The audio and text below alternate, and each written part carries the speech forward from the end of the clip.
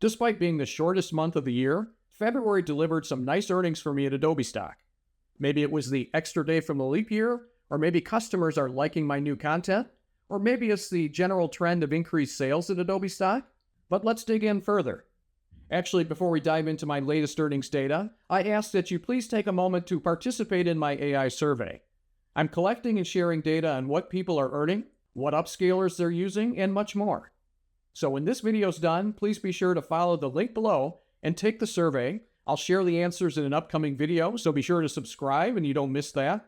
I'll also put the data into an upcoming issue of my newsletter, so make sure you're signed up for that as well. Now, onto my February earnings. Every month I like to break down my sales at my top 3 agencies, and each time I start with the one that just about everyone is contributing to, and that's my number 1 agency, Adobe Stock. First, let's look at my year-over-year earnings. In February 2023, I earned $1,644. Jumping ahead to February of 24, I earned $2,348, which is a nice 46% increase and quite a surprising one. Yes, the extra day in the leap year helped, but that should have only given me about a 3 or 4% boost. Looking over the month's daily totals, I saw a number of days earning well over $100. So I think there's a general increase spread that was throughout the month, and that's the reason for the nice increase. So a 46% increase year over year is great, considering that in the past year I uploaded about 2,400 total images and videos, which accounts for an increase of about 8% in my portfolio. I think Adobe is benefiting from the increased market share thanks to the integration of Adobe Stock into its Creative Cloud software suite, and perhaps more buyers being drawn in because of the excitement around AI-generated images. Whether you like AI or not, Adobe's embrace of this type of images gives them a boost with customers drawn to AI content, while the other big, or once big, agencies have declined to embrace it. Now, things look a little bit more flat when I compare month over month. Even with the leap year, February was 2 days shorter than January, so all other things being equal, I would expect to be about 5 or 6% lower. And that's about where I ended up. In January of 24, I earned $2,460 compared to $2,348 in February, which is a decrease of about 4.5%. Again, I would expect to be down about 6% given the 2 fewer days in the month, so I'll take 4.5%. Yes, I uploaded about 150 more assets during the month, but that's a drop in the bucket considering I have about 32,000 in my portfolio, which I've been building for nearly 16 years. Now, I also have some interesting data to share from my other 2 top-selling agencies. My earnings at Shutterstock fell by about 31% from February of 23 to February of 24, which is pretty grim.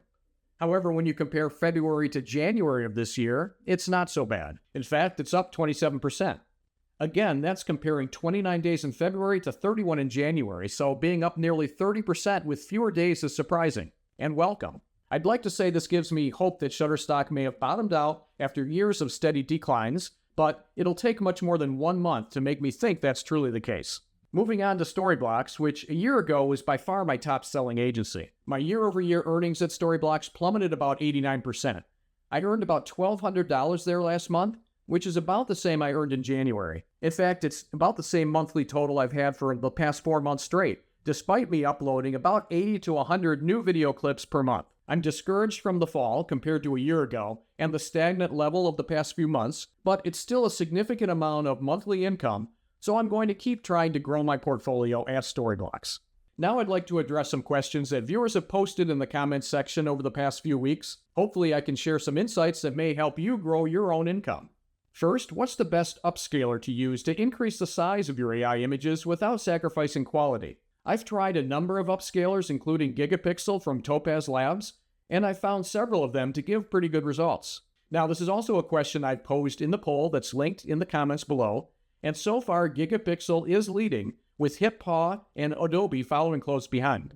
I'll share the final results in an upcoming video, and be sure to vote for your choice in the poll.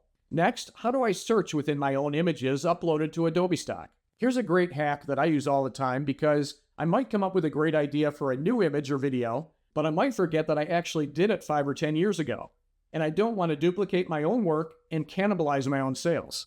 With about 32,000 assets on Adobe, it's easy to forget what I've covered. So here's what I set up in my own daily workflow. Go to stock.adobe.com so you can see the Adobe Stock homepage that a customer sees. Search for one of your images using keywords that you think might bring your own image up to the top of the search results. Once you see it, click on it, and then click on your name under the image title on the right side of the screen. This brings up your portfolio, and you can do a search within your own portfolio to see what content you've already created. I bookmarked this page myself, and I visit it just about every day as part of my content creation workflow. I hope it helps you too. Is Freepik accepting AI images, and what are the best agencies I should be uploading to? Well, I covered this about 2 videos ago, reviewing all of the agencies and saying which ones I've uploaded to over the years and which ones I've abandoned. I recommend you check that video out because it can save you a lot of time from uploading to agencies that just aren't going to perform well for you. I've been doing this for nearly 16 years, and believe me, I've tried just about every agency out there, and today there are really just a few that you should be uploading to. As for Freepik and which other sites are accepting AI right now, I cover that in the video as well, but in a nutshell, Adobe Stock and maybe Dreamtime are among the only ones that I think will pay off for your AI images. Can I upload the same image with the same titles and keywords to multiple agencies? Absolutely you can, unless you've entered into exclusivity with any one agency. You are free to upload your work to as many sites as you'd like. Exclusivity means that you agree to send your work to only a single agency, and typically that agency pays you a bit more in commission than they pay to other non-exclusive contributors. I think it's generally a bad idea to put all your eggs into one basket. And there's also the fact that there's only a few agencies allowing exclusivity right now, like iStock. Now, as for using the same titles and keywords at different agencies, there could be an argument that a unique title might help spread the SEO around and give you more of a shot at attracting potential customers in Google searches, sending them to one agency or another based on different terms they might be searching to find just the right image they need. But I think this is over-engineering and the juice just isn't worth the squeeze. In my workflow, I use the same titles and keywords for each image and video I send to all the agencies where I upload, and I don't believe that my sales have suffered. What are the best dimensions and pixels to earn the most sales? I've never been too concerned with dimensions and pixels, but there are 2 much more important things to consider. 1, resolution.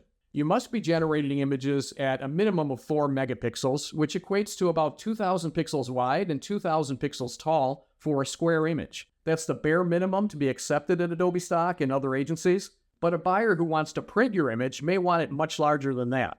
I typically aim for around 15 megapixels, which I get with an image that's around 5,000 pixels wide and 3,000 pixels tall. Now, the other thing to consider is aspect ratio, which is the shape of the image. There's a square or 1:1 aspect ratio, or rectangular, which is typically 3:2 or 16:9. Like I mentioned, I go for a rectangular image, partly because I often start with video in mind.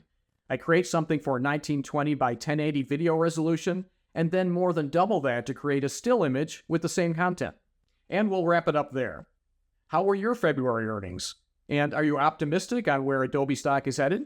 Are you seeing any signs of an increase at Shutterstock like I've seen, or was my February increase just an anomaly? Once again, I'd love your input in the poll that's linked below, and be sure you subscribe to this channel so you can see the results, as well as my newsletter, where I'll soon provide all the data. And until next time, I'll see you soon.